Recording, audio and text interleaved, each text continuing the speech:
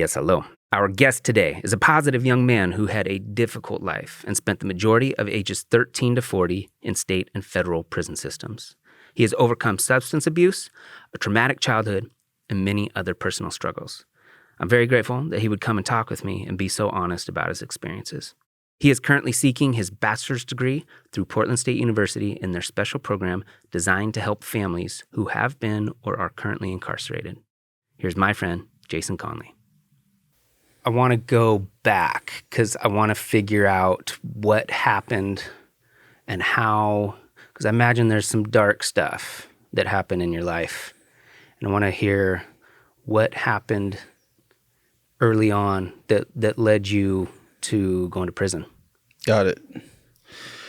All right. So I grew up in California. Southern California at first, and then we moved to Central California, Fresno. I love my mom to death. I have nothing bad to ever say about her. She's clean today, and she's a phenomenal human being, one of my greatest supporters.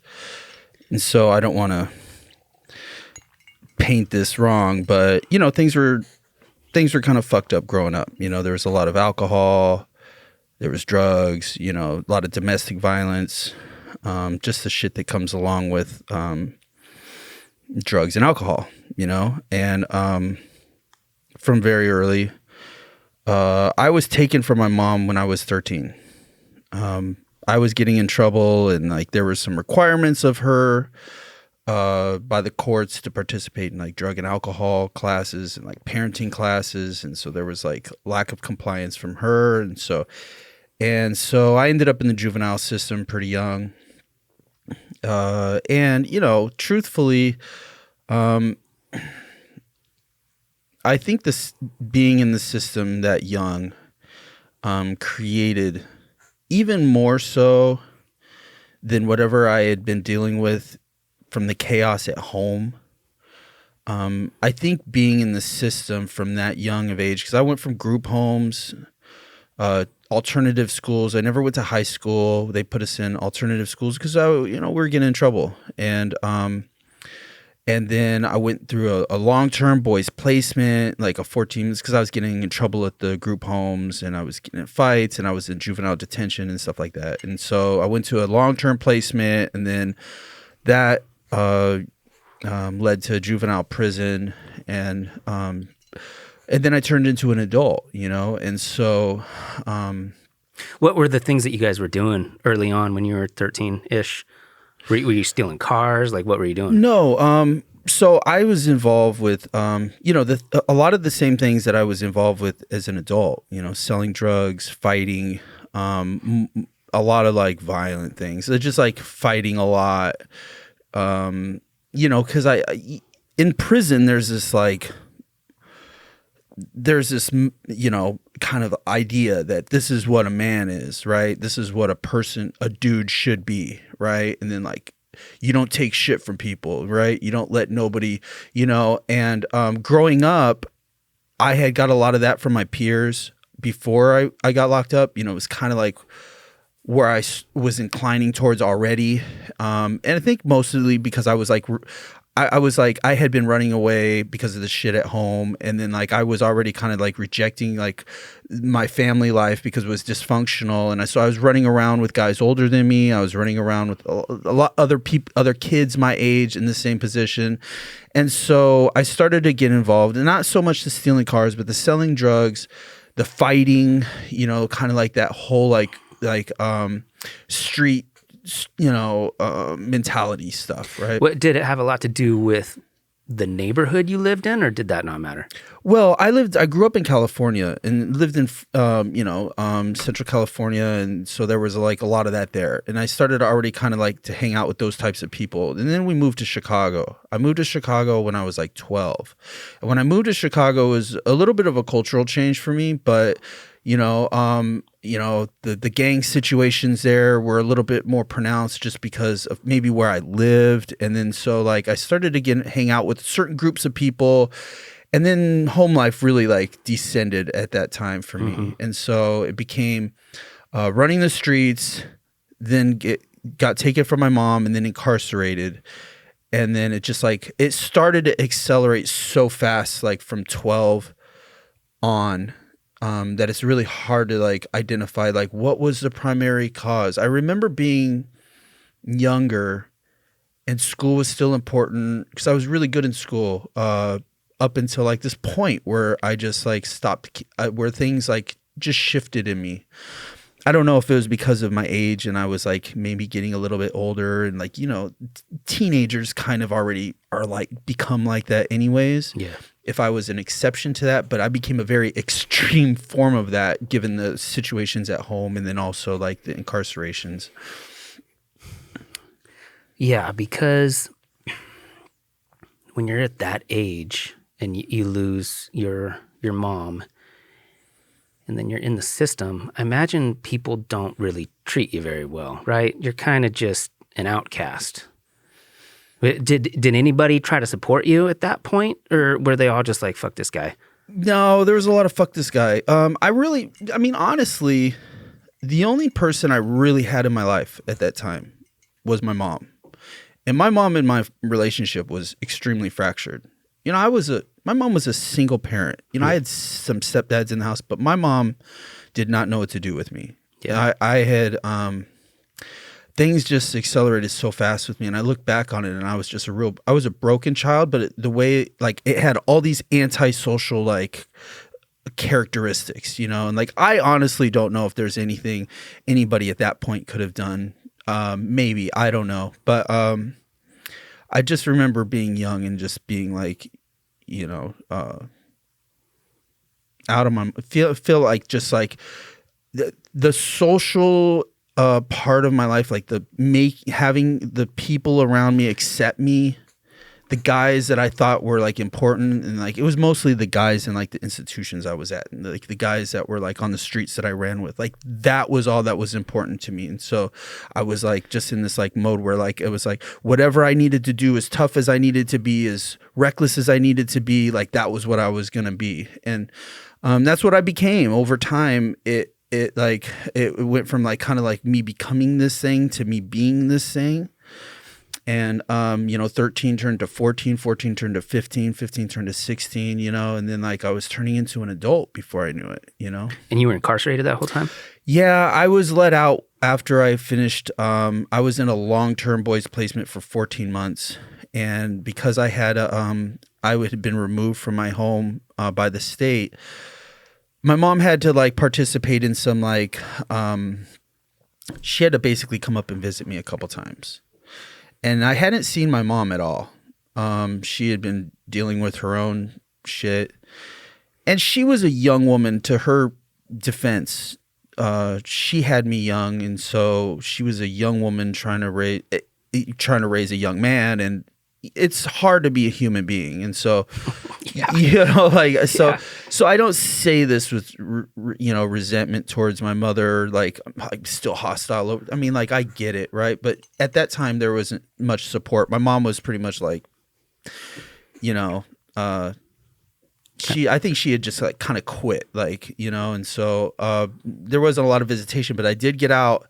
And I got out and I did what I do. I got in a bunch of trouble. I stole her car. I got in a fight, and then that ultimately sent me to juvenile prison. And then I went to juvenile prison. Okay, so what is it like being in Chicago, 13 to 17, in a juvenile? What did they call it before you went to prison? Yeah, so it was just the boys' home. Well, okay, so there's. Depending on what state you live in or what county you're in, they call it different things. In Chicago, the juvenile detention is called the Oddie Home, and then in different places it's like JDH or you know, the youth home. You know, it's some variation of that. But then, like when you get to juvenile, if you get sentenced as a youngster to prison. Like in Oregon, I believe it's like McLaren. You go to McLaren here. Yeah. In California, OIA, right? There it's Juvenile Department of Corrections. You're going to St. Charles, and then you're going to be, just like in the adult system, you go to an intake facility, and then you're delegated out to some other facility based on your custody. And so that was my experience. So I went to St. Charles. I was in St. Charles for a couple months waiting to be designated. And then I went to Valley View, and then I went to Harrisburg. And so I was like in a couple of different juvenile prisons, and they're designed and structured just like the adult system. There's structurally no difference between the juvenile system types of prison yards and the adult system. They look identical. If you took the youngsters out and put adults in them, you wouldn't be able to tell the difference. That seems weird. Shouldn't they treat the kids differently than the adults? Oh yeah. So I've been on record. I'm a heavy critic of the juvenile system just because I think it's the most. Well, first off, we have all these brilliant minds in America, in the world, and all these smart thinkers, and we create all these just brilliant ideas, and we can't find one creative mind to come up with a better system of trying to teach kids how to become a human being than locking them in a cell. Yeah. To me, it's not very far removed from like putting them in a dungeon with chains, right? Like, it's like you can't expect this to have a favorable outcome for a kid. You just lock them in a cell. You basically isolate them. You create all of these like new issues from that, right? You take away the meaningful things from them. You punish them, literally punish them for acting out. Probably they don't even understand why. And it just seems to me to be archaic, and but it's something that nobody talks about, right? It's like very few people know people in the juvenile system, so it's like doesn't really affect the community in the, you know what I'm saying, as much as some other issues do. Yeah, for some reason, and this sounds shitty to say, but it just sounds like those kids get thrown away. You do something that heinous when you're that young, and they just give up. They're like, this guy's worthless. Let's not even try to do anything for this person. And I'm sure there are some people within the system who are genuinely trying to turn things around, but you have so many things working against you at that point. If you're in basically a prison when you're a teenager, things are not looking good. No, because you're developing all these qualities that are going to make you fit for adult prison. Right? You're already developing like this whole, like, first off, there's just something that happens to somebody, and I've experienced this myself. When you take them out of the community and you strip them of everything and you force them to live in a particular type of environment around a bunch of people with a lot of the same issues as you, you're creating this like, this cycle of like people repeat, like everybody's the same way. Everybody talks the same way. Like there's no real therapy there. There's no rehabilitation. It's just more of the same. And as a kid, you'd like to think that we would be more focused on like, okay, most of the kids that come through there have either some type of like situation going on at home. There's a broken home. There's drug use at home, maybe incarceration at home. Like something's wrong. Something's hurting the child. So instead of punishing the child for being hurt and for not knowing how to process that properly, why don't we find like more therapeutic methods of trying to treat these children? I mean, they're children, right? Yeah. Well, and when you're in there, you're hanging out with a bunch of kids who are basically in your same situation. Yeah. And then do you have to prove to those other kids that you're tough? And I mean, do you have to do stuff that you wouldn't normally do because you're in that environment? 100%. So just like in the adult system, there's this whole like hierarchy in there, right? And then as men, like you get in there and then like you have to find out where you're on this hierarchy. And most of that's established like through fighting, right? And you fight and you like, you let others know like this is the type of dude I am. I don't get, you know what I'm saying? Like, and then like, and everybody's, posturing themselves against everybody. And it's just, it's the same type of thing. Like I was saying, it's like you're basically training the child for adult prison, because this is what because it's unsustainable in the community, right? Because like this isn't the type of functional behavior that a human being ought to have. It's very abnormal, right? We shouldn't be, fighting and like, excuse me, we shouldn't be fighting and like, hating other people for this reason or that reason. It's like creating all of this like hostility towards other people that over time in the community, you're going to, you basically, you prove yourself to be, not able to like exist around other people, and I had this problem coming out of juvenile prison. I got into the community and I would fight over things, and I was like a hothead, and then like I wanted everything my way, and then like I thought like this is how a man is, and then like they were like, well, we have a solution to this type of problem, lock his ass up, and So how long were you out in between? Okay, so I had left juvenile prison. I was 17, and I caught my first case. I was 18. I left Chicago. I was living in Seattle at the time. I moved to Seattle with my pregnant girlfriend at the time. And I moved to Seattle because I knew a guy from Chicago who moved to Seattle. And he was doing good. He moved me out there, and he's an older guy, a guy that like I basically taught me a lot of unhealthy shit, and got himself together and was like, hey, you want to come down here? And like he lined up a job for me and everything, and I went down there, and I was a problem. I went down there and I wasn't into none of that, and I started doing drugs and like running around. And shortly after I caught a case, I caught a robbery, and it was over drugs, and I had basically the guy owed me some money, so I went to his house with a gun, and I ended up going to jail for it. Because it was armed. Yeah, it was armed, and the guy told them that he owed me money for drugs, and then I went there with a gun. He told the police that. Yeah, I mean, that ups the ante, right? If there's a weapon involved, doesn't that automatically do something? Yeah, so in the state of Washington, you have a 60-month gun enhancement, and then on top of the robbery charge. And almost all states are like this. They have these types of like enhancement for weapons and stuff like that, and I was 18. And so when I got arrested, I went to King County Jail, and but I didn't get arrested at the time. I didn't get arrested at his house or anything. I left, and they called the cops on me. I got arrested a while later. Did you think it was just going to blow over? I knew he called the cops because they went and raided. No. It was, it wasn't smart. I was a kid, you know. This is what you do when you're a man. This is like what I had been taught in life and what I had believed,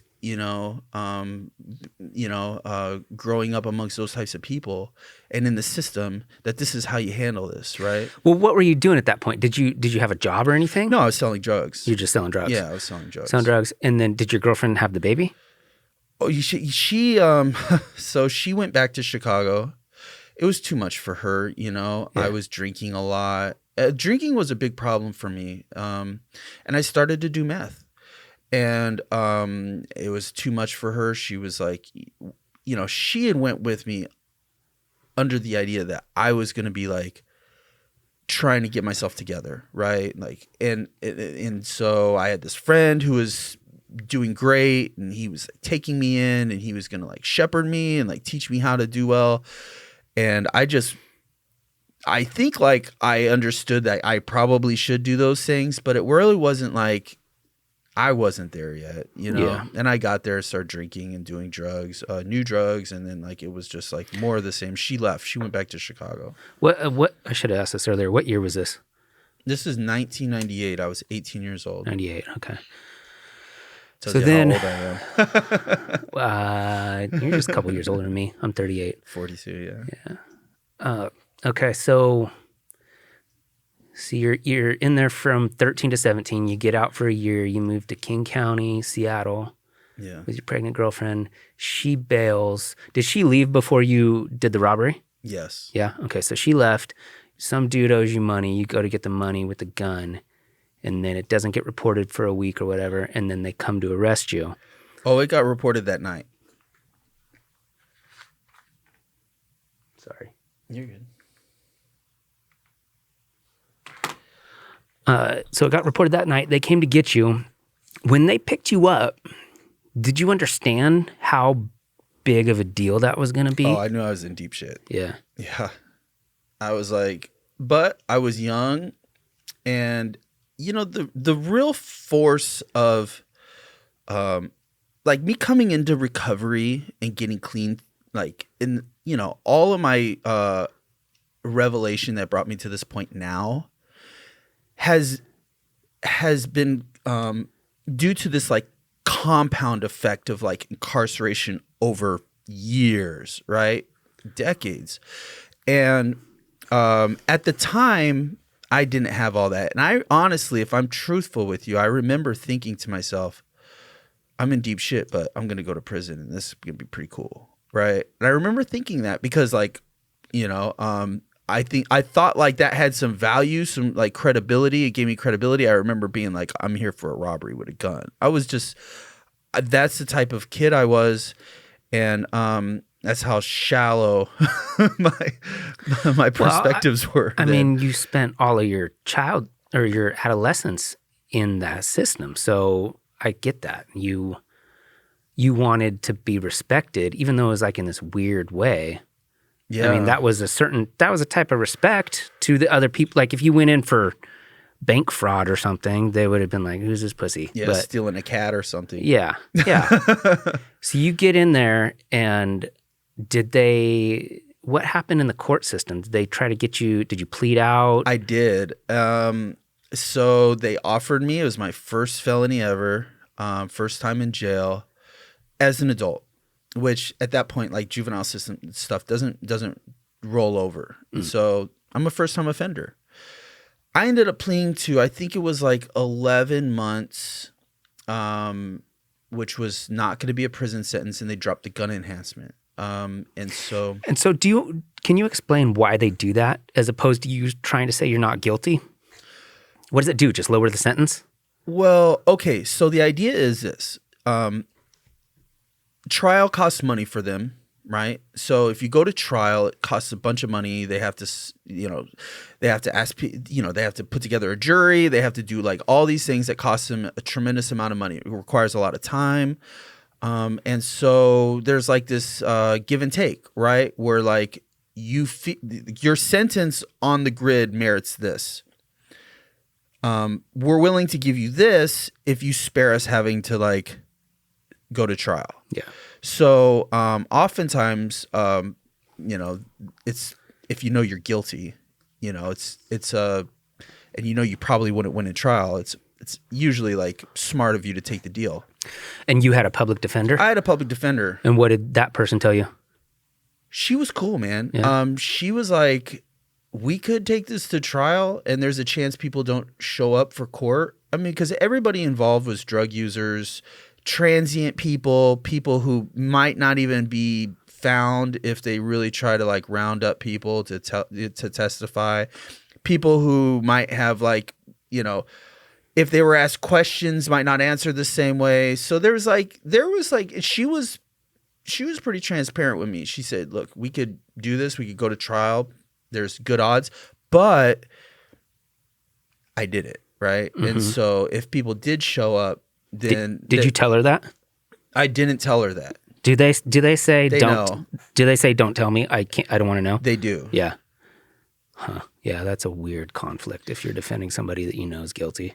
Yeah. Well, no, not really, because the question is never true guilt. The question is, is the court able to prove beyond a reasonable doubt your guilt? Well, yeah, because it's your word against that guy, right? Yeah, the question is, do they have enough evidence against you to convict you? The question is never if you did it or not. Yeah. Okay, so you decided, though, that was probably not the best way to go, and you said, I'll just take 11 months. 11 months sounded pretty good after looking at the grid, Yeah, because what would it have been if it would have been like, my range was like 20-something to 30-something months for the robbery, and then a 60-month consecutive gun enhancement. Okay. So you take 11 months. I took 11 months, which it was all, I had to do it in the county. So it wasn't even a prison sentence. So I did like 10 months in King County Jail. Okay. And so that was basically the same as juvie, just with full-grown adults. Just with men, yeah. And what is that situation like? Was that a maximum security place? Well, I was in the Kent Regional Justice Center for the duration of my court proceedings. And then after I was sentenced for like 3 months, I was in RJC. And then the remainder of the time, I went to the downtown King County Jail in Seattle, which was a different type of facility than RJC was. RJC was brand new. They had just built it. And the downtown jail was disgusting. It's old. It's filthy. And just a different element of people coming in too. And so... what were the majority of the sentences like for people that you were booked with?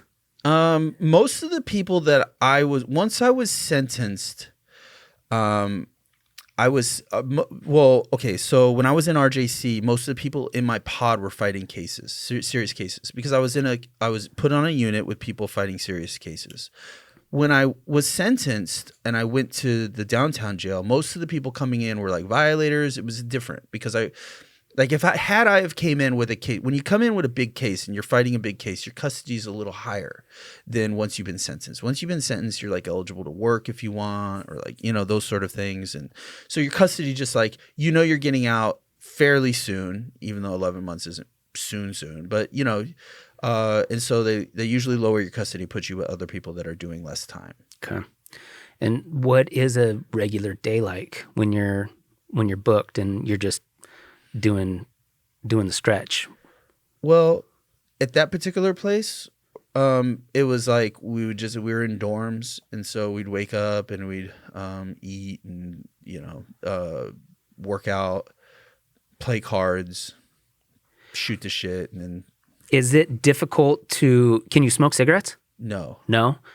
You can get anything you want, right? You could get anything you want in jail. But if you wanted cigarettes, how would you smoke a cigarette and not have anybody know? Well, cigarettes, okay, so tobacco is a little different. Like there's definitely tobacco in prisons. Not as common in the county jails because the people that are sneaking stuff into the county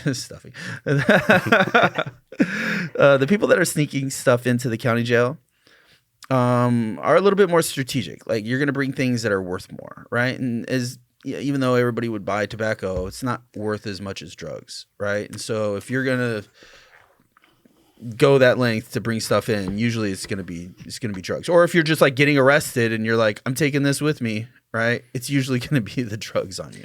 So what was the main drug that people would sneak in? Every jail is different. So if we're talking about King County Jail at that time, I remember meth. Yeah. It was a lot of meth. And you had to keister it to get it in? Yeah. Most of the time it was people coming in who were getting arrested and they were like, I'm taking this with me. Yep. Okay. And so how do you pay for stuff? Just you have money on your books and you just either, usually you could just like buy them stuff off store, or you could like have somebody else put money on their books, something like that. Yeah. And so how much did you do meth when you were in there? Yes. Yeah. And so how much would you buy at a time? So depending on like who it is, right? Like if it's somebody that comes in and them, or like not even know them, but like you're cool with them. Let's say a guy comes in, and I hate saying this, but like let's say a white guy comes in, mm-hmm. right? He's gonna probably get, you'll probably get a better deal from him than if another race comes in, and then not because of any other reason than like he's gonna like go this way. Just like with the guy, it would work the same way with the guy with another race. Like the guy with another race, his friends would probably get a better deal than if he was like selling to like another guy from another race. It's just how it is, you know? No, I get that. But very little for a lot of money. To answer your question. Yeah. Way, way, way overpriced compared to like sure. out here. And so when you were in there for 11 months, were you using all the time? No, not all the time. I remember that time there wasn't as much going on in there at that time. Did you shoot it or smoke it? Well, at that time, we would snort it. Yeah. Yeah, because can you get a syringe? There, I don't remember seeing one, and a lot of other places. See, every place is different. Yeah. You know, it's like, You can't keister a syringe. well, no, but like I was just in Inverness, and guys would the diabetic guys, they would put their syringe in the little container thing or not, and they would keep it, right? And the nurse would be like not paying attention, and so now there's a syringe, and it's a used one, but to the needy. Well, how would you get around being fucked up and not having people find out? Oh, because everybody's fucked up, and who's really paying attention? I mean, who really gives a shit? In the in the dorm, the cop may be on the unit. Does he really care? I mean, he's sitting there watching his phone, or you could stay away from them. There's not a tremendous amount of oversight. I mean, unless it's like 3 a.m. and you're, dancing on your bed. I mean, there's really no way of that a dude's going to really be paying that much of attention to you. Or unless you're fighting or like argumentative or like in psychosis or something like that, you know what I mean? Then obviously they'd be like, this dude's fucked up. Get him out of here. Yeah. But if you're just like doing your thing, I mean, yeah, it seems like that would be an impossible scenario to stop it from happening. The more you try to keep someone from doing something, if they really want to do it, they'll find a way. Yeah. That's kind of what being a human is. You really want something, you'll find a way to make it happen. Yeah, and there's a lot of guys, especially today with like this whole like Suboxone thing, right? Suboxone all of a sudden is this new like harm reduction. It's drug for opioid abusers, and they come and give it to you in the jail, right? And like they give it to you and you can take it there. And so like there's a lot of like there's a lot of it coming in, a lot of people selling theirs, and it's a form of heroin. It's a synthetic opioid. And so basically what it is it's supposed to be a lot like methadone, like I believe, and I don't want to misrepresent this, but I believe it like blocks the opioid receptors. And so if you take it, you don't get high. And it's an alternative. Basically what they're doing is they're getting people loaded. The strategy with, I think, methadone and Suboxone was that if we get people loaded, then they don't have to chase getting high, right? They don't have to chase heroin or fentanyl. They're not going to break into our cars. They're not going to steal out of our garage. Needles won't be everywhere. We'll concede the issue. We'll get them loaded.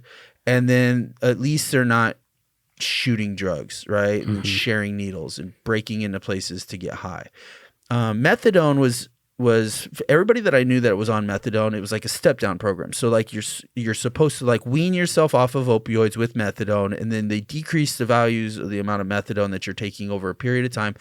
And then the end result was supposed to be you're clean, right? You're no longer taking substances. And I feel like in part like Suboxone, I don't know, like everybody that I know who's on Suboxone, it's not a step down program. It's just like they're just on Suboxone. But there are people who are using Suboxone to get off of opioids, right? And so to those, I have no judgment on this issue. I've just Suboxone has been abused greatly, particularly within the prison systems, mailed in or just sold from the guys that are getting it. It's become a big part of like the drugs people use in jail. Yeah, the problem with drug use is that people don't realize you reach a point where you don't have control anymore. It's not, I would say that the majority of people on drugs are not doing it because they want to. You reach a point where it's just you have to do it, and you're treated like a criminal instead of somebody who has an issue and needs some help. And I don't know, man. Some of that heavier shit, you just get in too far, and then it's so difficult to get back out. I know a lot of people. I grew up in the Dalles, and there were a number of issues with a number of things, and there still are. I think heroin's more popular there now, but when I was a kid, it was meth. And I have a friend who got hooked on Vicodin, and he would need 6 or 8 a day just to function. And he didn't want to do that every day, but he was like fucking debilitated if he didn't get 6 or 8 Vicodin every day. And he finally eventually kicked it, but a lot of that stuff, man, they, I don't know. It just seems like there should be more focus on helping people and not just kind of pushing them to the side. 100%. I agree. So there's been a lot of discussion on this, just in the, it's really nice to see, particularly here in Oregon, where they're discussing like, decriminalization and stuff like that. Like Oregon, was one of the first to decriminalize marijuana and stuff like that. But to your point, though, historically, what we've done with drug abusers is we've incarcerated them. Yeah. And I think that to anybody who's paying attention, we could at least conclude that's not an effective strategy. Because all we've done is we've loaded our jails with drug offenders and they get out and they reoffend. Yeah. And so whatever you were trying to accomplish by locking somebody up, it's not accomplished, right? If you're trying to, it's the correctional system, right? Where you correct a particular behavior, right? You teach them that's bad, don't do that again, right? But they get out and they do that again. So your strategy's poor. And so, you know what I mean? And so, I think people are starting to realize that the amount of money that's going into the, Department of Corrections or the Bureau of Prisons is like basically being pissed away. Well, the biggest problem is that they're for profit, right? Some prisons, not all prisons. So all prisons are profitable to somebody, but not necessarily for profit, like economically. Like we think about like a for-profit prison or a business that's for-profit or non-profit, right? Mm-hmm. A lot of prisons, most prisons are either funded by the state or by the federal government. Like the Federal Bureau of Prisons, the money comes out of, I believe, the Department of Justice, right? Okay. The money from different states are funded basically by the government legislates a certain amount of funding for the Department of Corrections within that state, and then they build prisons. Mm-hmm. However, there has been some prisons that have been built that are for profit. Basically, it's people who just build because there's population problems. Yeah. And so what they do is they just build these places and they say, hey, we got a place, we'll staff it and we'll hire our own people and you could house people here. And those are for-profit prisons. I've been in a couple of them. I was in Pahrump. I was in California, which is in Nevada. It's a federal holding center. They have an airport there in Las Vegas. So they house, they fly people in and then they house people. It's like a holdover facility. There are some people there that are fighting Nevada cases, federal cases, but the vast majority of the people there are just on transport going somewhere else. So if you're going from California to Chicago, you're going to go to Pahrump, and then you'll fly out of Vegas into another place, right? And so that's a for-profit place. Also, I was in California City on transport through California on extradition from California to Oregon. This is when I was in federal prison, and that was a private prison, and they have a whole bunch of them. They've been built. Okay, so I feel like we gotta go ahead. You did 11 months in King County. Yeah, and then you got out. And everything was better. Everything was butterflies and rainbows. No. I got out and, I didn't have a place to stay and I was a kid. And well, how do they help you in any way when you get released, or are they just like, go figure it out? No, they kicked me out at midnight the day before. So my release date was for like Tuesday, right? And I'm just making this up, but it's for Tuesday. So they release you Monday at midnight. So why would they let somebody out at midnight? What are you supposed to do? Well, they get paid for you once you're there past midnight. They kick you out, and they don't have to give you shit. That's what it is. They get to fill your bed, with somebody else and get paid for use for the day also. So they kick you out at midnight, and then you just had nowhere to go. I had nowhere to go. I got released. I ended up hanging out that night with a guy that I was who was on my unit, who was in my dorm.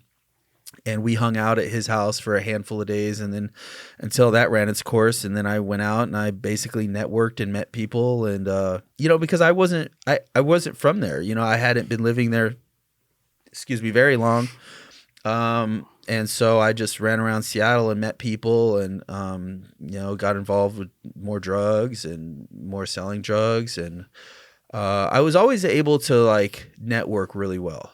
I could meet people like me, I could meet girls, and like I was able to mingle my way into like a situation that was like not like homeless on the street, sleeping under a bridge or something like that, And so, I mean, as dysfunctional as it was, I did okay, and my fallback had become selling drugs to make money.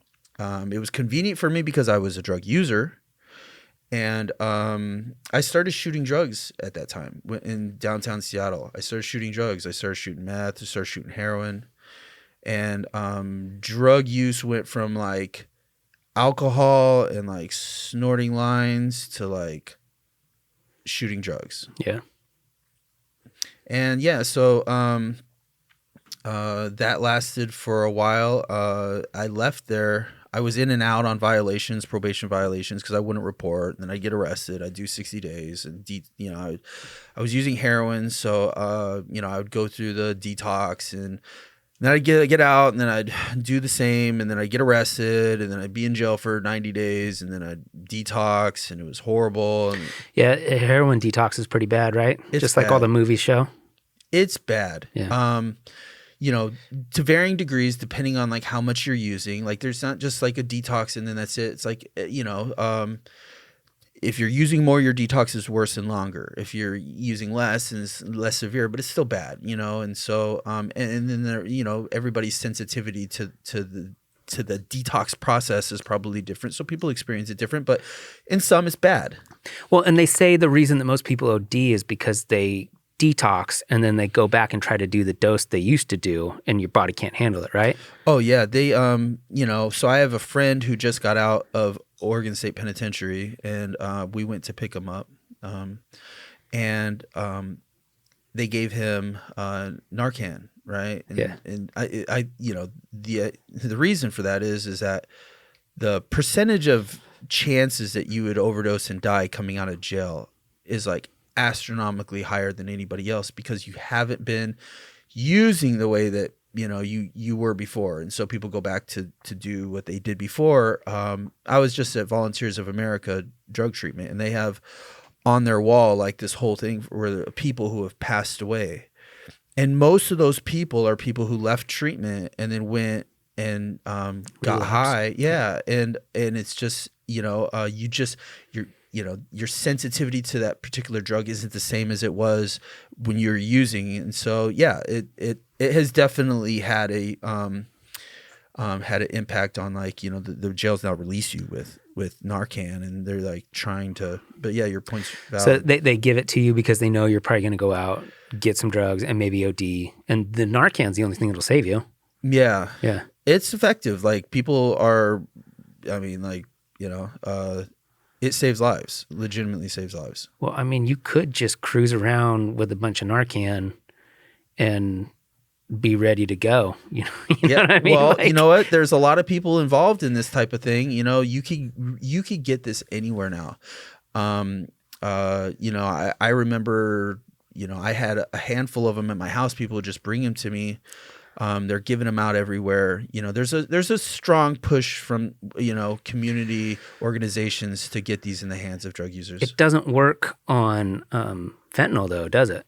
So it does. But I've like heard that you have to use like more than like one.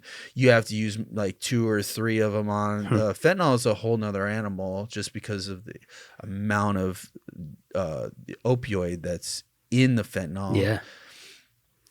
So how do you administer the Narcan? So they have like nasal ones that you could use and squeeze in there, and then there's another one that you give them a shot. The one that you have, I remember the case that I had was like it was a shot. You'd give them a shot. But I've seen the nasal ones in people's cars and people's purses and stuff like that. Okay. I'm just wondering like how accurate the Pulp Fiction scene is, and he stabs her in the heart. Yeah. I think that was adrenaline though. I don't think that was Narcan. That was a cocaine overdose. Or was it? No, it was a heroin overdose. She thought it was cocaine. She thought it was cocaine. Yeah. She was a heroin overdose. Yeah. I've never seen that or heard of that, but I don't want to say it's not true because I love that movie. Yeah, Tarantino just made it up. It was a cool movie. It was a kick-ass scene, by the way, too. Yeah, I love that movie. All right, so then you're kind of cruising around and just kind of doing the same stuff, and then you made it back down to California. Is that? No, I ended up with this girl, and I ended up in Albany, in Oregon. Okay. And I caught a series of cases. I caught a case, a robbery case. It was almost identical to the first situation where there was a guy who owed some money, and me and a friend of mine, we went and collected money on the guy, and we had firearm, and we took his stuff, and he went and called the cops on us, and we got arrested and went to jail. I was in Lynn County Jail. I think we fought the case for like 6 months. And he was like, the guy I caught the case with was like, I'm going to trial, fuck this. And I was like, because they were like, offering me 90 months. It was a Measure 11, right? It was the first time I ever heard the term Measure 11. Yeah. And they were offering me 90 months, and they were telling me that if I didn't take the 90 months, that if I went to trial and lost, they'd give me like 120 because I got a prior robbery conviction. So I was like, oh shit, maybe I should just take the 90 months, but that seemed like so long to me. That's a long time, man. Yeah, it's a while. And so I was like, I don't know if I want to take that time, right? And he wanted to go to trial, and we ended up taking it to trial. And I remember being in the jail and writing letters to people. I mean, it's just, the most ridiculous letters, like basically like coercing, like, this is what I want you to say. Like say that we didn't take his stuff, that he left it there voluntarily. And like these letters went out, like they didn't read them. They're supposed to proofread your mail. I remember thinking, this is really the only chance in hell I got to beat this case. And we had people come and like show up for court that was like, he didn't take his stuff, and so 3 days of trial, man. They read jury verdict to us at midnight. They called us, they took us after they read jury instructions. This is like the third day. It was like 6 p.m. And then they go to deliberate, and they took us back to the county jail and just put us in a cell, in an intake. And I remember both of us fell asleep, and they woke us up. It was like 11:50. They're like, hey, wake up. They want you back at the courthouse. And I remember looking up at the clock, and I was like, man, I wonder if this is good or bad. Because, you're thinking about, is this a fast deliberation? Is it a slow? It's probably the same thing you were saying earlier. They had to let you go at midnight so they wouldn't have to pay for another day, right? Well, it was just, that was how long it took for the jury to deliberate. Oh, okay. And the jury had reached a verdict, and they were like, and so they take us back to the courthouse, and they bring us in. And I remember I looked over at one of the jurors as a female, and she was sitting on the end, and I was sitting on the end. We had what was called a consolidated trial. So it was like me and my lawyer, him and his lawyer.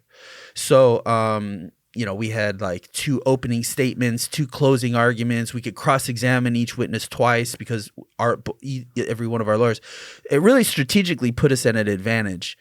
And I remember when I came in, I was sitting on the very end, and the lady looked over at me and she winked, and I was like, "Is that good?" She's like, "Meet me out front later." You're like, "Whoa." For a positive, for a not guilty, I would have. But they read, so they the bailiff comes up there. It's just like on TV. They're like, has the jury reached a verdict? And they're like, and the lead juror's like, yes, we have. And then they hand them these papers, which are like, on each one of them reads a charge. And I was charged with like robbery in the first degree, robbery in the second degree, menacing, and like all these like lower charges too. And they found us. They were like, the state of Oregon versus Jason Conley to charge robbery in the first degree. We find the defendant not guilty. And I was like, wow, I just beat this case. And then they found me not guilty on all of them except for one. It was like menacing. It was like a misdemeanor. And then I got credit for time served and they let me out. Huh. Yeah, it's unbelievable. I was guilty as shit. So you think that girl really thought you didn't do it? I think that, well, again, like we were talking about the difference between guilt and being guilty beyond a reasonable doubt, right? It's never a question for the person in the courtroom if he did it or not. The question is, does the court have enough to convict you of that charge? Mm-hmm. It is the burden of proof lies on the government and their accusation of you. Yeah. And so if they're going to say you did this shit, right? You did this or you did that. They can't just like come in with like some like, we got some rumors that said he did. They have to come in and they have to prove that there is absolute unequivocal evidence against you. Mm-hmm. And if they cannot do that, they have to let you go. Yeah. And so it's not a matter of if you did it or not. They're not going to like ever really know. The question is never that. The question is always like, can they prove their accusation of you? Well, and to try to get in your mind a little bit, the 2 times that you did this, you didn't hurt anybody. I'm not saying armed robbery is a good thing, but you didn't hurt the person, and you probably thought you were doing what you were supposed to do, right? That person owed you money. Did you try to justify it in your mind? Oh, 100%. I thought I was right, and I thought they were horrible people for turning me in for this, because they basically stole from me, and then like I was expected to do nothing about it. Now, in hindsight, it was all connected to this other chaos, right? And like, whenever you're involved in drug sales, there's always like that element of it, right? Like, what are you going to do if somebody doesn't pay you? Like, you have to have a protocol for that, right? And you only have that type of protocol if you're like selling drugs. If you're not involved in selling drugs, then you don't have to worry about like what this person, if this person's going to pay you back or not. But you're right. At the time I felt justified in that. It fit into my worldview and my values, that at that time that I should be able to do whatever I wanted to be able to get payment. I mean, 100%, I thought I was right. Mm-hmm. And I told everybody that. I complained about it openly. Like, this guy called the cops on me when he burnt me for money, and then I went and got it. Yeah. Should have just paid you. Should have just paid me. Could have avoided the whole thing. Okay, so then what happens when you get out that time? I caught another case right away. Yeah. It was a tampering with a witness. I caught a case. I just got pulled over in a car. I had a gun on me and drugs, and I bailed out of jail.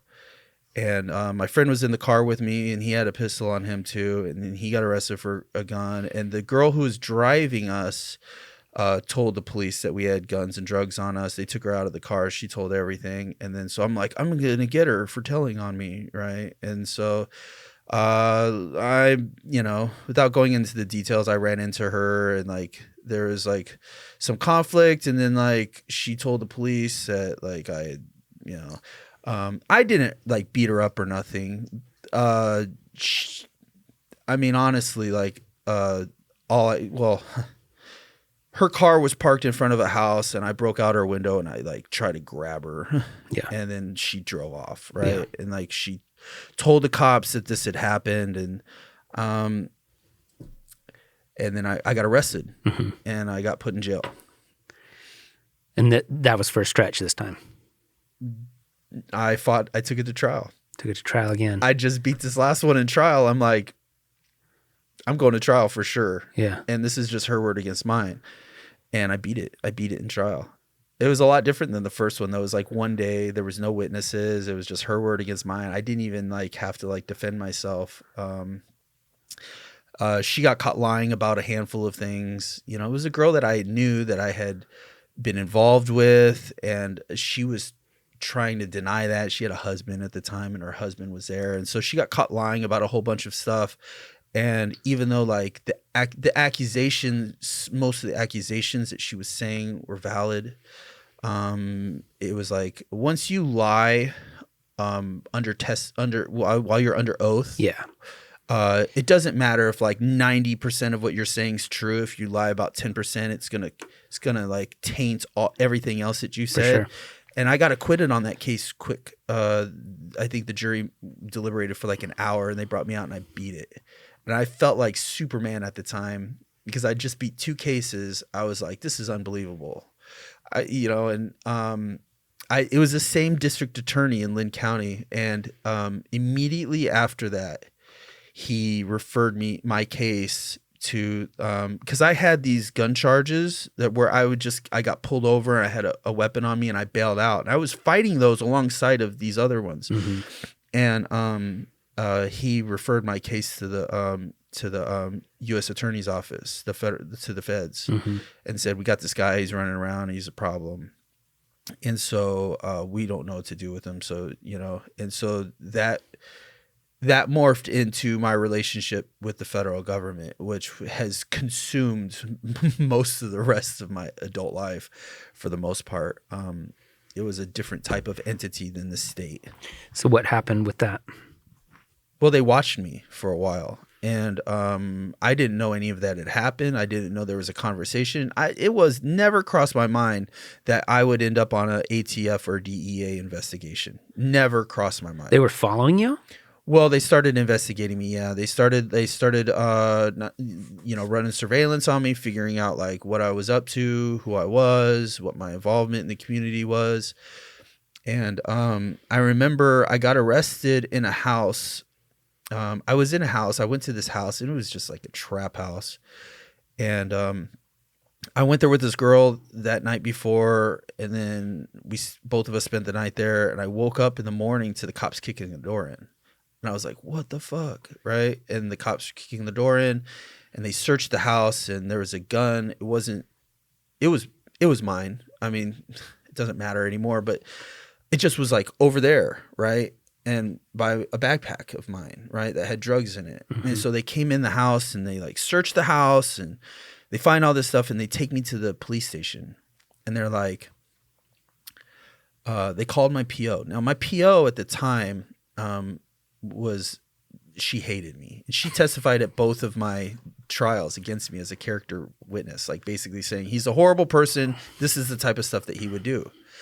And so, my PO, they call my PO, which this never happens to me. And I'm out on bail on gun charges. And they call my PO. My PO was like, is that your gun? It was a shotgun. It was a sawed-off shotgun. They're like, is that your gun? And I'm like, nope. And she's like, so if we run fingerprints on it, it's not going to be there? I go, nope. She's like, not your drugs either? I said, nope. She goes, all right, I want you to report at my office tomorrow. I was like, wow, are they not going to take me to jail for this? And so I report to her office the next day, and there was a DEA and an ATF agent followed me into the office to interrogate me. Yeah, that's how I found out that the feds became involved in my case. My PO had me meet there, and then they traditional good cop, bad cop me. One's like, you're going to federal prison your whole life. And the other's like, it doesn't have to be like this, Jason. It doesn't have to be like And I'm like, I'm going to jail for sure. They're taking me to jail. There's no question about this. And I'm like, I want a lawyer. And they're like, if you don't cooperate, you're going to prison for your whole life. And I'm like, I want a lawyer. And I remember thinking, oh, I'm fucked. I was like shook. I was a kid still. I was like 22. Fuck, all that happened by the time you were 22. Yeah, I was like 22. Jesus Christ. So did they take you? They let me go. They said, you have until next week to think about this. And I was like, they're going to let me walk out of here. And when they let me walk out, I went back to California. So you're like, I need to get out of Oregon. Yeah. I was like, I'm out of here. Because they're going to just arrest me. I'm not going to cooperate. They're going to arrest me. And... You could leave the state? No, of course not. I was supposed to report the next week. Oh, shit. I was just doing that. And this was around the time my mom got clean. So my mom had gotten clean. And I remember talking to her on the phone. And my relationship had always been fractured. Yeah. And my mom had gotten clean and she became a Christian. And so she got on this like Jesus thing. And then like she was like not using drugs. And I remember talking to her and I was like, what's her angle? Because I had never like, it wasn't my mom. And she wanted to see me, and so I ended up leaving there and with this girl that I had met who was pregnant at the time, and a girl I met in Oregon, and I went and see my mom, and she was clean, and so yeah. How many times had you seen your mom since you were a kid? Since when I first got arrested, like back in the Like days, 13, yeah. Yeah, like not many. I remember she came up to the placement, the boys, long-term boys placement. She came up a couple times, and I remember she came and visited me in juvenile prison one time, and it was like the worst timing ever. I had gotten to a fight like a day or two before that, and I was in the hole, and I had a huge black eye, and my mom shows up, and she was like, "This is what you're up to in here." She was like, and it's just like judgmental, and the conversation went really bad, and then I think she walked out of there, and like it was not good. So I mean, like honestly, like not that many times. Yeah, less than 10. Yeah. Well, what happened when you got down in California then? So you go and see your mom. She's all cleaned up. Yeah. And kind of rubbing you the wrong way because you hadn't seen her like that before? Not at all, man. Yeah. Things were cool. Like I was like, my mom and my stepdad got clean together, and they used together, and they were like, if we want, we love each other. If we want this to work, we got to quit doing drugs, and they did. That's pretty cool. It's dope. They're still together. That's cool. Yeah. Nice. So what happened next? I got arrested in Ventura. I went to Ventura and ran around. I had a bunch of money with me, but then that goes fast. How'd you get money from selling drugs? Yeah.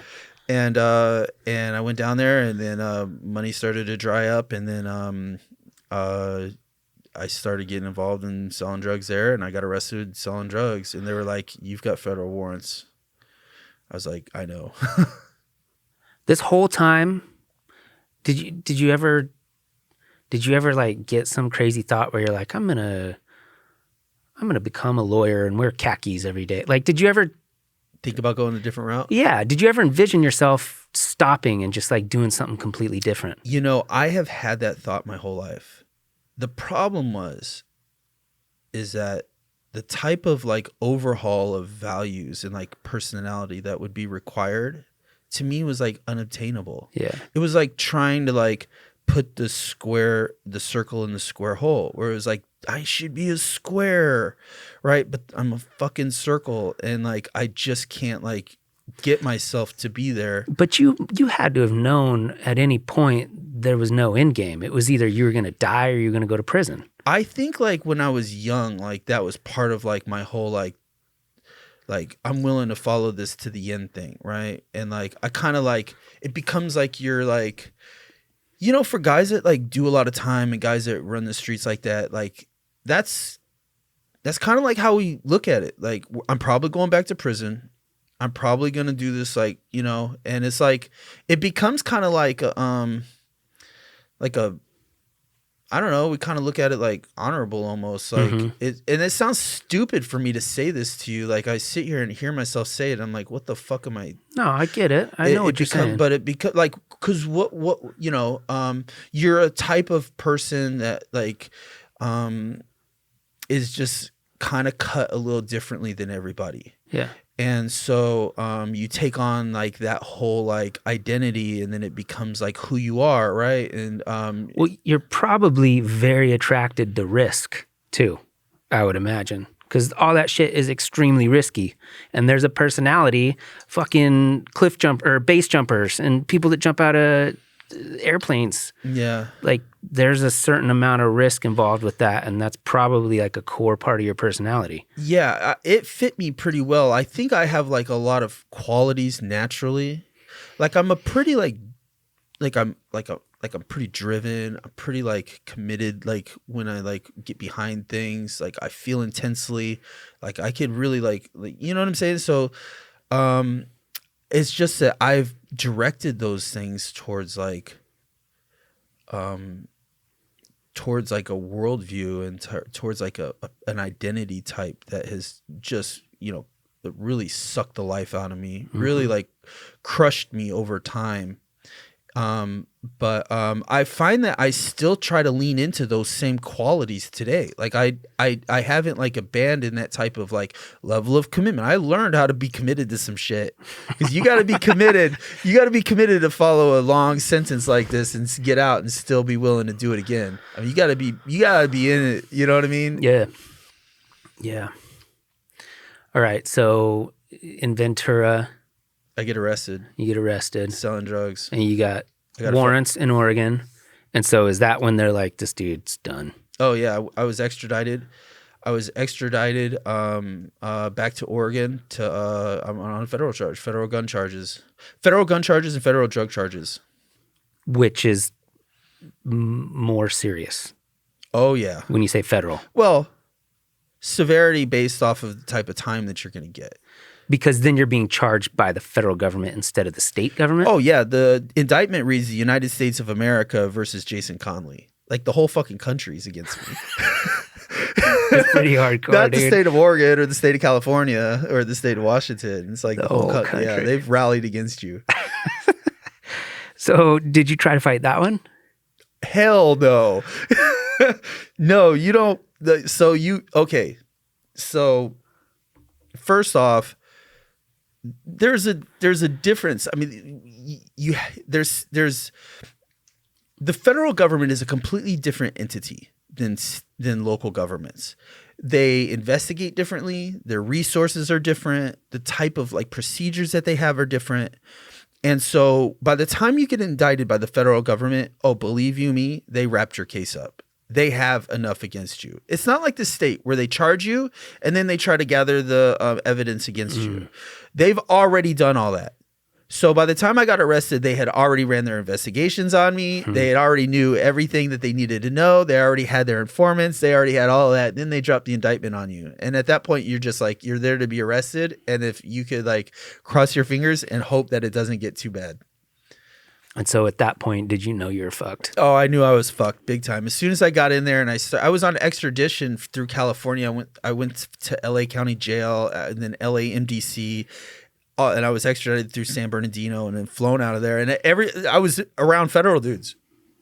Most of the people that I was with in there were federal dudes, either fighting charges or being on extradition or going to another prison, right? And they're all like, "What are you here for?" And I'm like, "Guns and drugs." They're like, "Oh, you're fucked." And I'm like, "Oh, what do you mean?" And they're like, "Yeah, probably 10, 15 years." I'm like, "Oh my God, dude, this is like, this is bad."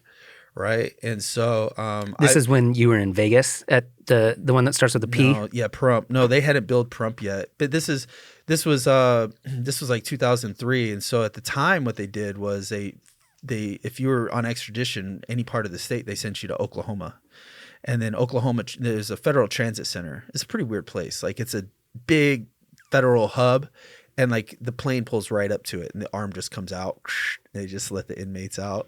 Yeah, it's like at an airport, like the arm comes out, links to the plane, and they offload you right there. They're not taking any risks. No. Huh. Yeah. And so, it was the first time I've ever been to Oklahoma. We're in Oklahoma now. So that's not where you ended up, though. No, this was just to get me to Oregon, you know. They sent you to Oklahoma, and then you had to come back to Oregon. From California. So what was the place you ended up in Oregon? So I ended up in Lane County Jail because I was indicted out of the Southern District because the way that the feds divide Oregon is like they just basically have a line that like goes across the state and like there's the Southern District of Oregon and the Northern District of Oregon. Okay. So if you commit a crime, let's say in like Albany or Eugene, it's considered the Southern District of Oregon. So you're going to be the jurisdiction out of that district is out of Eugene. So you'll be housed in Eugene, you know, all that, right? And so it's out of the federal courthouse in Eugene. Anything north of there, like Salem, Portland, it's all in the Northern District of Oregon out of Portland. And so the federal courthouses kind of divide the state like that. But when you say Lane County Jail, that doesn't sound like prison. No, so it wasn't prison. I was fighting the case. So, Okay. So what the feds do is because there's like they have the Sheridan Federal Detention Center, right, which is a county jail for federal inmates. But what mostly they do is they rent beds from local counties, and they say, hey, like Inverness, right? Like there's a bunch of federal dudes over there. They're fighting federal cases, and so the feds just basically pay for their bed space. And the same is out of Lane County Jail. Most of the people in Lane County Jail when I was there were federal. The feds are just paying for the beds. Gotcha. And they say, hey, we need somewhere to put our guys. Can we house them in the county jail? Now, I don't think Lane County holds them. I think they hold them at the Springfield City Jail, which is horrible. And those guys are in there for, fighting a Fed cases take years and years to arbitrate. So what was your sentence? Well, I was sentenced to 92 months, right? And then I had 2 years in violation. So how they do this is the federal government, when they sentence you, is they sentence you to a term of imprisonment and a term of supervision. And built into your term of supervision is a statute for how much incarceration time they could give you on your violations, right? The most they could give you. So they give you a sentence, and then they give you a sentence as part of your violations that they could do. So I ended up doing like 9.5 years total. Consecutively. Well, I got out and I violated, and they sent me back for 2 years on my violation. Fuck.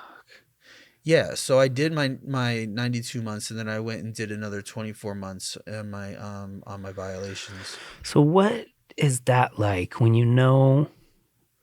like day 20, when you've got 89 months to go or 91 months to go? What is that? Just seems like it'd be so defeating. Like you just know that's where you're going to be for 7 years. Yeah, it was, you nailed it. It feels defeating. And, when I think about it, there was a lot of different feelings that I felt. Of course, I was young, and I was like, well, I'm in the feds now, and there's this cool thing there until you get to. So I was sentenced to. I was sent my first prison sentence. I went to or my first prison that I was designated to was USP Leavenworth in Kansas, because they just send you wherever. And I was high custody because I had been gotten in trouble. And plus I had a long sentence, and I was young, and hit all these criterias for your custody going up. And so I went to USP Leavenworth, and the detention center at Sheridan and the county jail and all that, any county jail, it doesn't prepare you for what that's like. It was you get there, there's a lot of violence there. There's a lot of problems there. There's a lot of drugs there. And so it's just it was a different type of place. I had been on the streets and running around, and I was pretty into everything. And but that, even for me, and I had grown up in the system, it's a scary place, and you have to adapt really fast. Yeah, I mean, were you just worried you're going to get beat up all the time, or? So not all the time. So how it typically works is you show up there, and then, so I'm from California. I grew up in California, so I'm from California. So they divide by the states. And so, if you showed up there, they'd be like, hey, Cody, what's up, man? You're from Oregon? Okay, here are the Oregon guys, right? And then the Oregon guys. You're saying the inmates decide that, or the people above do? No, this is how it works. When you get there with the inmates. Okay. So the inmates, so you get there and you got your pillow and your bedroll or whatever, and then they're like, as soon as you get there, somebody's gonna come up to you and be like, "Where are you from?" And you're gonna be like, "Portland" or whatever, right? And then they'd be like, "Okay," and they go get a couple of Oregon guys, and they come talk to you, and they want to know what you're there for. They want to check your paperwork out. And they want to know, they're going to kind of get a read on you. Yeah, because if you show up as a child they won't send you there. Usually what they're trying to figure out is if you cooperated in your case. Okay. They want to look and see if if you're a rat. They want to know if you're a rat. Okay. Because they don't put sex offenders on those types of yards. It was a high security yard. They have a place where they send sex offenders. So the question isn't so much, although they do want to know if you've committed sex offense. It will tell if you've committed sex offenses in your past. But they have a pre-sentencing report that they give to everybody prior to your sentencing. And it's like pretty thorough. It talks about everything that you've done, been in trouble with, every arrest you've had, including the one that you're on currently. And it would also list if you cooperated. Okay, so that's the main concern when you get there. They want to find out if you're a rat. They want to know if you're no good. What if you're a rat? Oh, well, if you're a rat, probably you're not going to make it that far because you'll have told somebody. Because they tell you when you go in through processing, listen, if you've cooperated, I wouldn't go out on the yard. The corrections officers will tell you that. And they're usually like, I showed up to Leavenworth with probably about 10, 15 dudes, and a whole bunch of them didn't come out on the yard. They went to the hole. And so they, because they couldn't program on the yard. And so you go there and they're going to check you over. And then even once then let's say you didn't cooperate, let's just say you and then they want to know, like, are you a tough guy, right? Like, are you the type of dude who's going to be like useful if like there's problems here? And like, they want to know if you're like, you know what I mean? If you're going to, they just want to know what type of guy you are. And that's not discovered by reading your paperwork or like in a 5-minute assessment of you. That's going to be like over the next couple days, over the next week, they're going to get a feel of like what type of guy you are. And there's a lot of people who are decent people who just weren't tough guys. And then they just like chew them up and eat them out, Yeah, man. Well, and then you also get separated by race, yeah? You're separated by race, and then within your race, you're separated by your cars, which is like your state. So the California car, or the Oregon car, or the Washington car, that's just the lingo they use, right? That's how the terminology that they use in the federal system, yeah. But is it weird if you become friends with somebody from a different race? Like, is that frowned upon or something? So that is always going to be determined by the place that you're at, the prison that you're at. Like, in the federal prison and what they call the USPs, the United States Penitentiary, which are high security facilities, you're just not going to fraternize that much with other races. It is frowned upon, and you're going to find that a lot of the other races don't want to talk to you. And that there's this like built-in like hostility just because of the type of like problems that are on the yard and the types of things that have happened in the past. Do you think it's legit racism? Like people hate other people because no, you think it's just you have to do it or you get fucked up? Yeah. So I say this from personal experience. Like I've lived in cities my whole life. I lived in Chicago. I had black friends, Mexican friends. Like I've always like moved amongst like guys from the inner city. And they've always been in my social groups, right? And like they've always been the type of guys that I run around with on the streets, And then you get to this the penitentiary and the federal penitentiary, and there's this like idea that like now you can't like nobody that doesn't look like you, and like even if you don't like see impressionable people, young people like myself at the time, and other guys, they'll buy into this whole thing because they want to be accepted. And they don't want to have any problems with anybody, and so they take on the image, right? And then it's kind of like reinforced by the fact that like when I first got there, I got a job as a tutor, right? Because I had my GED, and not many people had their GED, and so I get a job as a tutor, and like right away, like in the classroom, like the white guys will ask you questions. The black guys or the Mexicans, they don't care for you and they don't want to talk to you.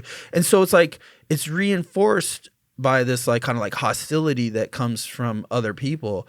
And then you're like, and then fights happen. And then it's always like, I'm in danger because these people, but like, so it's like this secular type of like mob mentality that's like, what's creating the mob mentality? Is it the mob or is it like, you know what I'm saying? It's like, it's hard to really like, all I know is that it's all bullshit, right? It's all bullshit.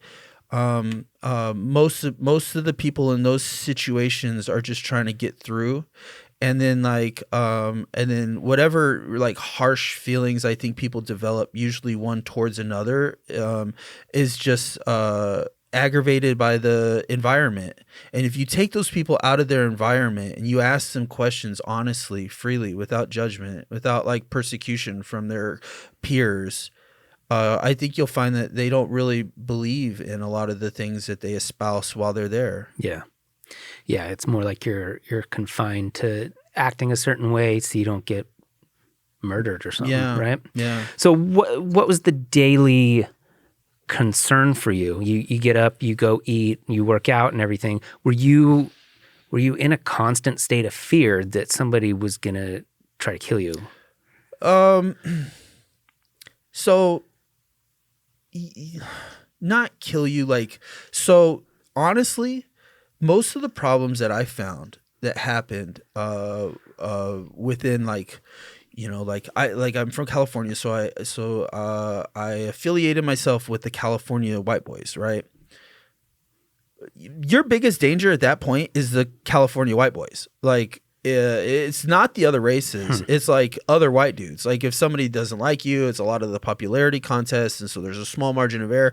And I've seen guys show up on the yard that were cool, that really like that, and these guys weren't maybe tough guys, and so they bullied them. They wanted money from them, and so, like, you know, if they didn't like comply with like every wish that this guy said, that like if he wasn't buying drugs or getting them high or whatever, then this guy decides he doesn't like him. Now this guy's gone, right? And then they're fucking this dude up pretty bad, and like, and for nothing, right? For nothing. And so, you know, there's always like this margin of error that's real like thin, and you know that, right? So you just have to learn how to live very circumspect. Like, you have to learn how to live in there.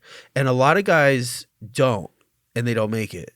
So what happens when you don't make it? Well, they just beat you up and get you gone, maybe stab you, get you out of there. They'll send you out if too many problems arise with one individual? Yeah, if like somebody's decided that like if he's had a gambling problem, or like, you know, he's got himself in debt with people or other races or stuff like this, and I've seen this happen a million times. Or if he just talks too much and he just like overly opinionated about stuff and gets himself in a wreck with certain people that other people like more than him, he's gone. I've seen it a lot, and not just with like one race, with all the races. There's always problems. And drugs fuel these like dramas, you know, the drama and these like chaotic situations where like people owe money, and now people are involved, and now these people are pissed, and this is how to happen, and then it's just like, you know, it's constant.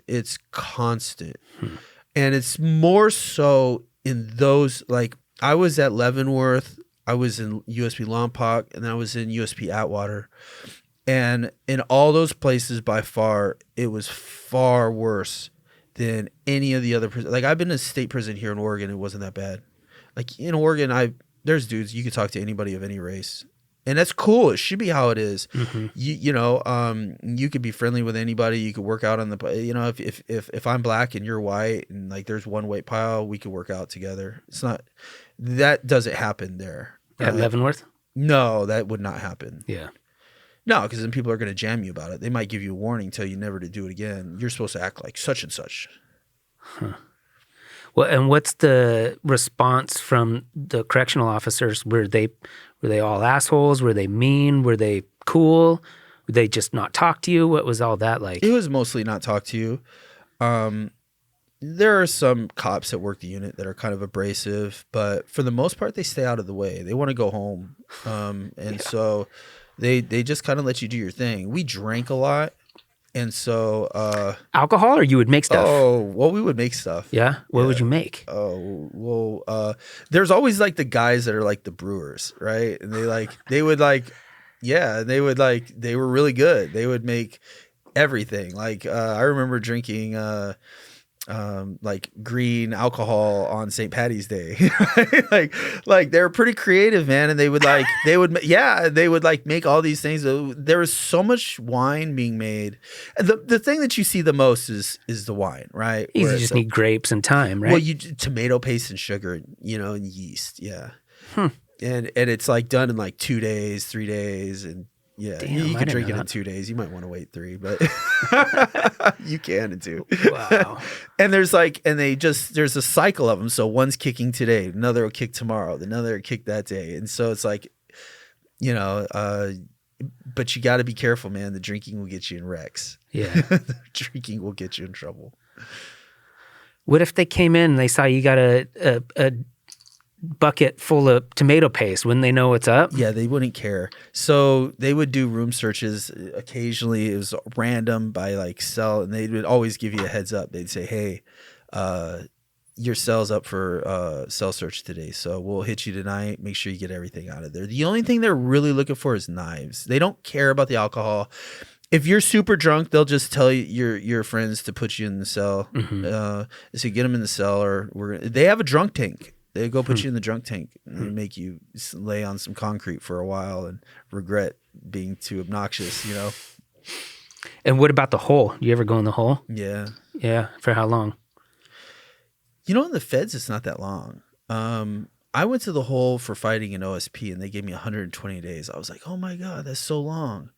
Because you could, I've seen dudes, gut people and like get like 60 days and like, it's nothing. I thought a week was like the ultimate. You're 120 days. Oh, I got 120 days.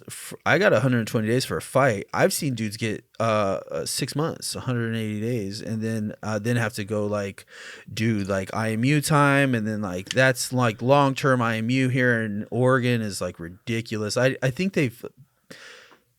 think they've gotten rid of long-term IMU, so they've like cut it down to 6. But Oregon gives you so much hold time. It's like unbelievable how much hold time they could give you. That's here like the worst thing you can do to a human, right? It's insane. It's literally insane. Like over time, it has horrible effects on your mental health. Yeah, without question. But it's punitive. It's no different. The disciplinary process in the Department of Corrections or the Bureau of Prisons reflects identically the values of the criminal justice system.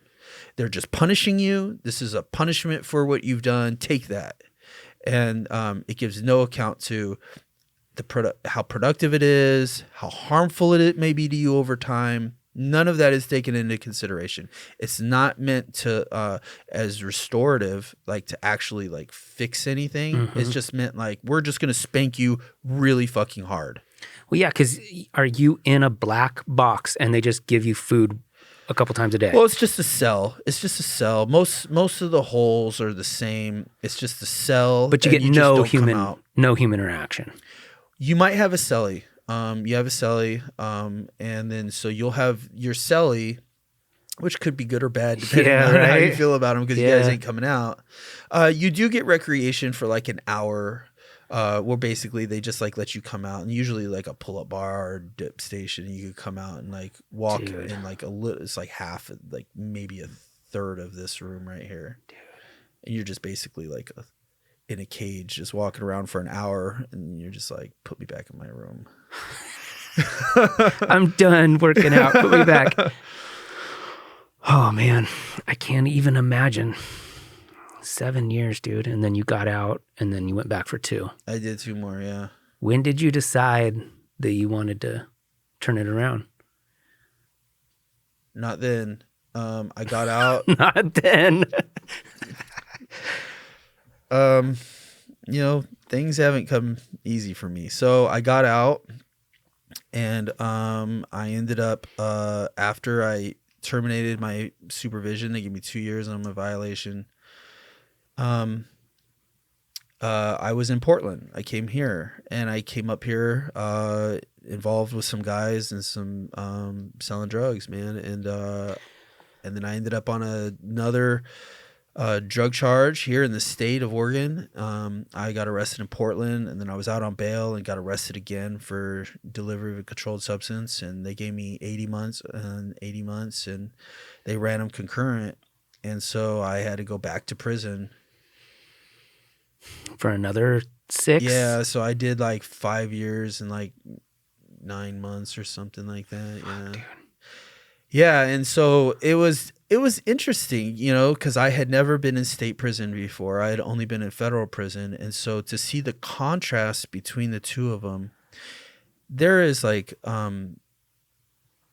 there's a lot of difference between the two types of prisons, and some are like good differences, some are bad. I could list a handful of differences that being in federal prison exposed me to people from all over the country.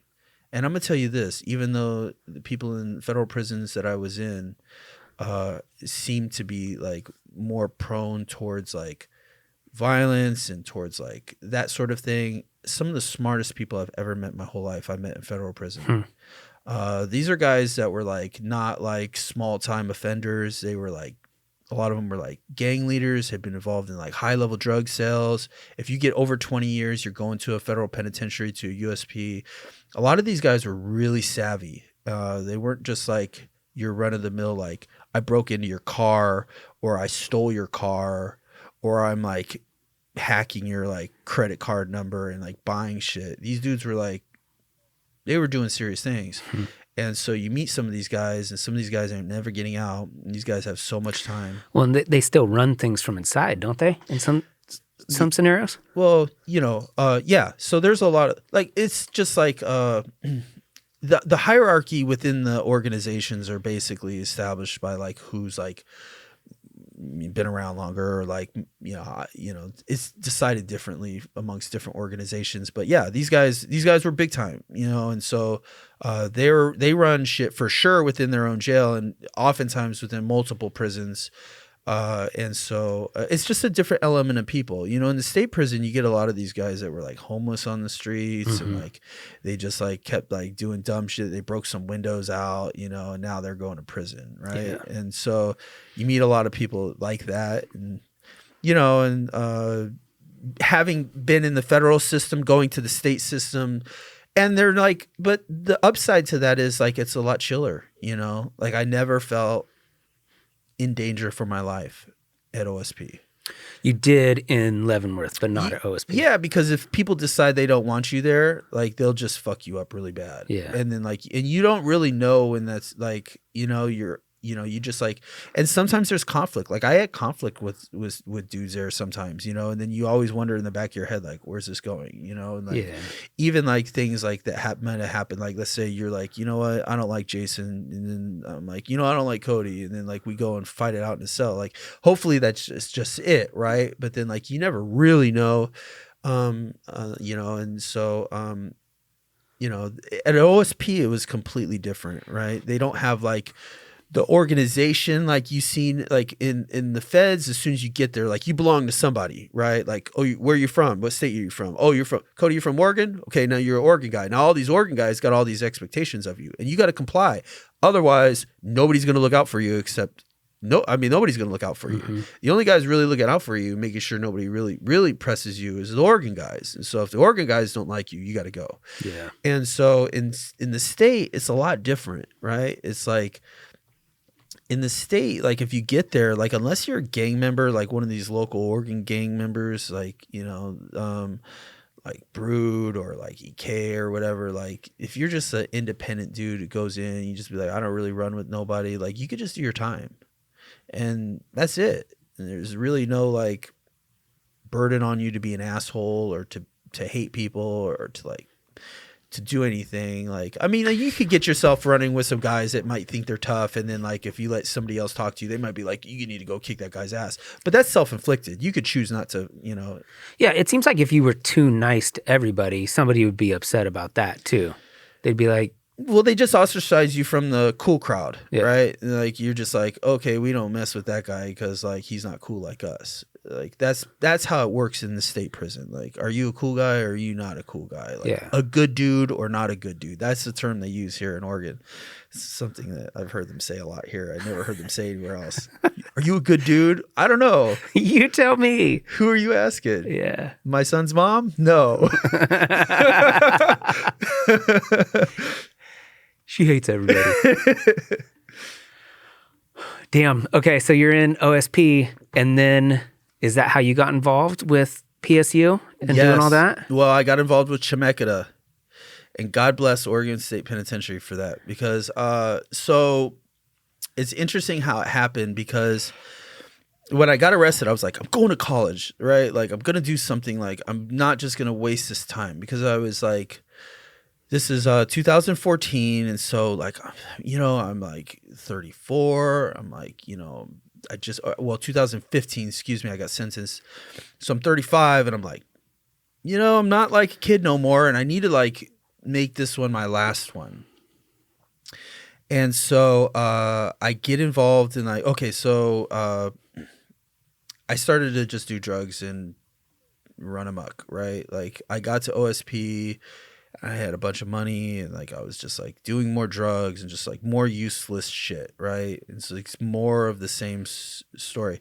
I got in some trouble, I was drinking a lot, got into some fights, and went to the hole.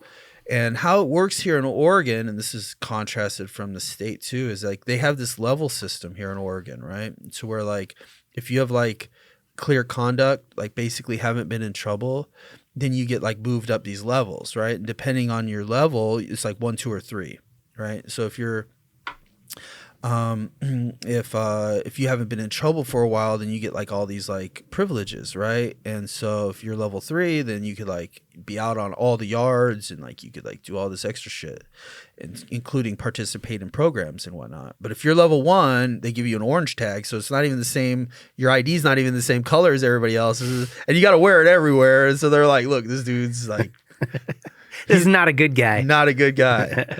And so, I had just got out of the hole. I had gotten drunk and then gotten into a fight in the kitchen, a meaningless fight.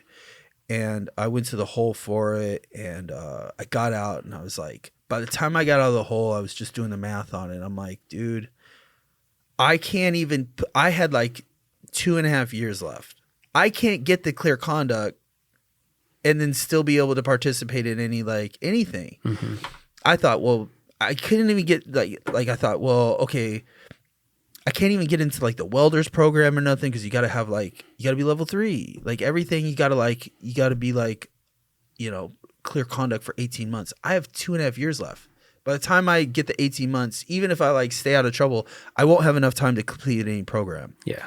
So I like basically fucked my time off. I'm like, I did this again, right? And so I remember they put a newsletter out, and it's called the Walled Street Journal. It's a play on words, right? The Walled Street. Yeah. It's pretty creative, I thought. And it's like a newsletter that goes out every week at OSP. They just come by and bring it to your cell and shit, right? And the Lifers Club prints it. So, I'm reading it, and it was like, Chemeketa is doing this like College Inside program. And I heard that they had it, but they had only ran it for like a couple rounds, and it was a pilot program sponsored by the Second Chance Act, right? Where the Second Chance Act allowed for state inmates, or I don't know, maybe federal, I don't know. I know for sure state inmates to be able to receive FAFSA, which prior to that was not allowed. If you're in custody, incarcerated, you can't receive FAFSA. So this had allowed for guys to receive FAFSA. And so it was a pilot program. They brought in like a handful of qualified inmates to participate in this college program. And basically what they did was they ran it out of the education dorm. The education, where education was. Okay. And so it was upstairs. And so you would go up there, up to education, and they had like all these classrooms and so they bring you in, and then you fill out this like, you do the application for Chemeketa, and then you fill out your FAFSA. And then what happens is that they post these classes like every semester comes prior to the semester starting. They got like 5 classes available, and like it's for an AAOT, right? For a transfer degree, right? So Associates of Arts, Oregon transfer degree. So the idea is that you're going to take this Oregon transfer degree, and then when you get out, you'll go resume your schooling at a university. And so they basically get you all your prerequisites out of the way. And so they had ran this through a couple times. I think like every 6 months or something, a new cohort started. I know that they hadn't ran that many. When they put it out, I was like, look at it. It was like, got to be level 3, 18 months, clear conduct. And you got to have 2.5 years left. And I was like starting to dwindle under that. I'm like, I don't have any requirements met for this. None. So I go up there, but they're doing this bridge to college writing class. And it was like designed to where if you're level 1, an orange tag, you could take it. And what they wanted to do is they used it as like a screening process to try to like filter out people who maybe don't have the aptitude to be able to participate in a college class. It's a way of like weeding you out without like being mean. Mm-hmm. So if you bomb this class, they just like Probably not ready for this yet. There's a lot of level 3 guys, and a lot of guys have been out of trouble that like the idea of college, but aren't prepared for the rigor of it. Yeah. And so I killed this class, right? Because I was like, I'm going to take this class and I'm going to get in. So I killed the class, and the teacher was like, you should. So she's like, will you take your classes for me? I'm like, yeah. And so I haven't done a lot of schooling, but I've always read a ton in prison. I read and I think a lot. Yeah. And I'm interested in subjects that even like other people aren't, and I read about everything. And so, and I retain information really well. So while I hadn't been in school a lot, I felt like I could probably do this. So I took my classes and I crushed them. And they're like, you need to go to school. And so the teacher was like, I'm a go to bat for you. And so I turned level 2. So I got rid of my little orange tag, and I had a white tag, but it wasn't level 3, but it was level 2. So they were going to make their decisions. They were going to deliberate this. And there's like some people that make these decisions. They're going to select who they're going to pick. And they didn't pick me. And it was starting the summer, and I was like, so mad about it. I thought for sure I was going to be in because the teacher made me feel like I had an insider. Yeah. And then it didn't go like that. They didn't select me. And then a big fight happened in that summer, and a bunch of people from the program, from the College Inside program, went to the hole. Not a bunch, like 2.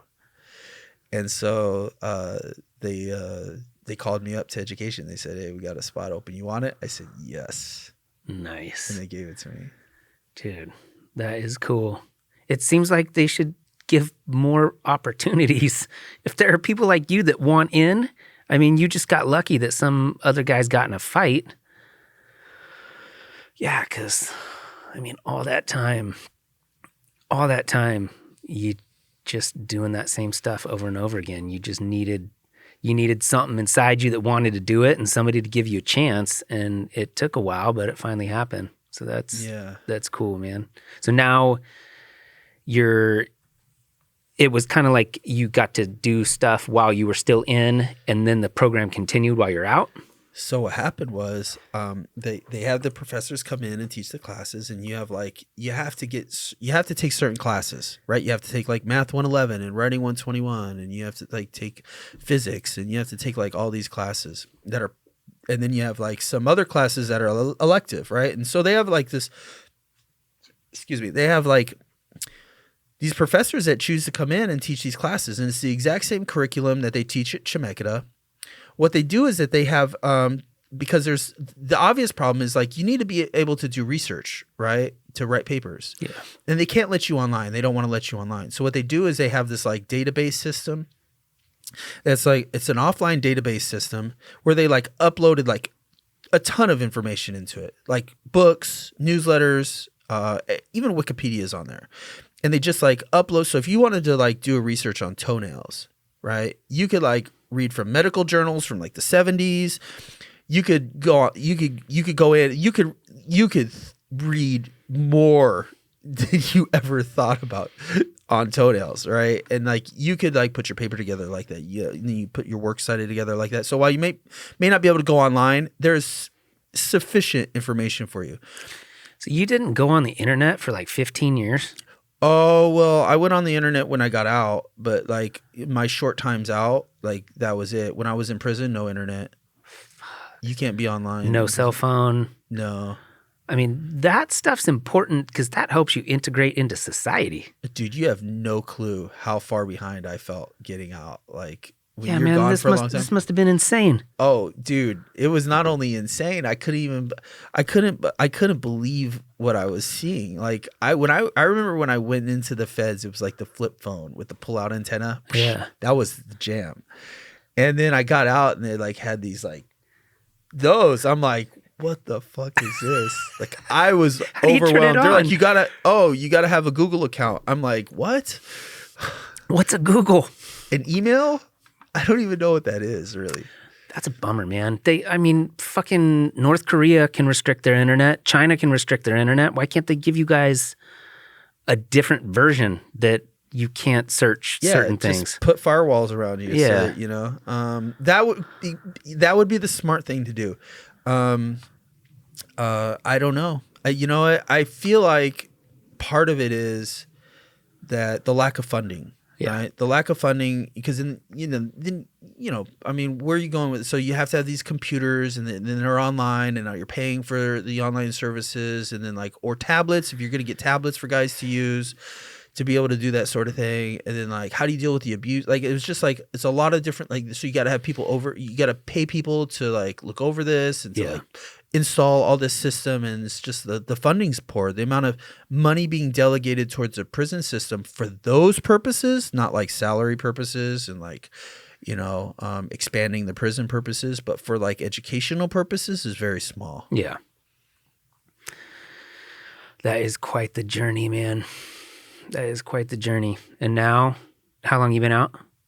So I got out. I didn't go to school right away. Actually, I got in trouble a little bit, and then I got 2 years of school. I got out. I started using, and then I got in trouble a little bit, and then I was gone for a little bit, and so like I'm out right now, and I got classes starting at PCC this summer. Nice. In like 4 days. But I did an inpatient drug treatment first, and I'm in sober living, and so like I've been putting like I've really been like kind of trying to build on school on top of my recovery. Yeah. It's making it part of my part of like my the rebuilding of like my personality and my recovery life, because I've learned from experience that if I'm using, I don't care about shit else. Yeah. And so school it was a tough decision for me, because everybody that I know in recovery is like, okay, we get clean and then we go to work, right? And so the idea that I'm going to go full time in school, people are like, I'm not sure if that's a good move for you. Yeah. Right? Because they're like, you got to go the traditional way. You got to go to work, and then you got to like work with your hands, and you got to become a construction worker, and you've got to like, or a welder or something like that. And like, you want to get involved in school, like that doesn't make sense to us. And so I've had to like make some tough decisions and like really like think intently on like what my path is like long term. And when I think about it from like a long-term perspective, like what do I want out of life in general? Like, what do I want to spend my time doing? Like, how do I want to like, what do I want to get involved in? The answer makes sense. And so I decided to continue to go to school. But the education system in prison is flawed as it was, really gave me an ability to make a decision like this, where it was like, I already have 2 years in now because of prison. So like, if I want to get my bachelor's, it's only going to require 2 more years of me. And it's like, really, it's the one thing that I have that I came out with that was like such a benefit. And I didn't even realize at the time really how like beneficial it was going to be for me in my long-term strategy, but, and we haven't spoke a lot about this. And I think like, it really kind of underscores how important education in prison is. There's like this huge, like, if you look at prison, like if you were to go there and, which hopefully that never happens, but if you were to like, just even shake hands with the guys there and over time get to know people, there's like 2 common denominators really in people incarcerated. One is substance abuse. 99% of dudes there have drug problems. Yeah. The other is no education. There's hardly any college or high school graduates there, much less college graduates. There's like people there, most people there, a lot of them are illiterate or can't read or can't do any type of basic math. You see, they mandate that you do GED classes, and it literally takes some of these guys years and years and years. And that, I don't say that disparagingly against them. I'm saying that to say that like, there's a huge problem with education, and it's not being even addressed by prison, where a lot of these guys are spending most of their time at all. Yeah. Well, I think the program that when Michelle was here, she talked about with Freed Minds, I think it's a cool thing, and hopefully it keeps doing good stuff, because what else are you going to do when you're in there? I mean, you might as well be learning in one way or another. And like in your case, getting 2 years out of the way, now you only got 2 more, you get a bachelor's. Dude, that's huge. I don't have a bachelor's. I mean, that's just one more step getting you closer to whatever the next thing is. So it's cool. Yeah. Yeah. I think on top of the, just the, from an inspirational standpoint, right? Like one of the things that school really did for me was that it really like pushed my perspectives out past like my little like drug circle towards like I really realized like how shallow my perspectives were. I realized that there's like people and like different cultures and places and lands and I had never even thought about yeah, and it made me question like my values and really like made me like expand my understanding of things past like what I had understood. And it helps you to like reaffirm like not just the importance of learning, but like the importance of like questioning what you know. Yeah. And I would have never done that. And as I was in the program, I remember I would come home and try to talk to the guys about it, and they're like, "Yo, because it's like it's not communicated. It's not communicated one to the other. It's got to be experienced." Yeah. And so, it made me understand the importance of the work that I think that they're doing over there at PSU, like trying to bring prison education into the schools and shit like that, and like trying to like not just like to develop a view of restorative justice that is like more humane and like more geared towards a therapeutic model than a punitive model. Yep. It's good stuff. Dude, I really appreciate you coming down and telling that whole story. That's some incredible stuff. Yeah. Thank you. No problem, man.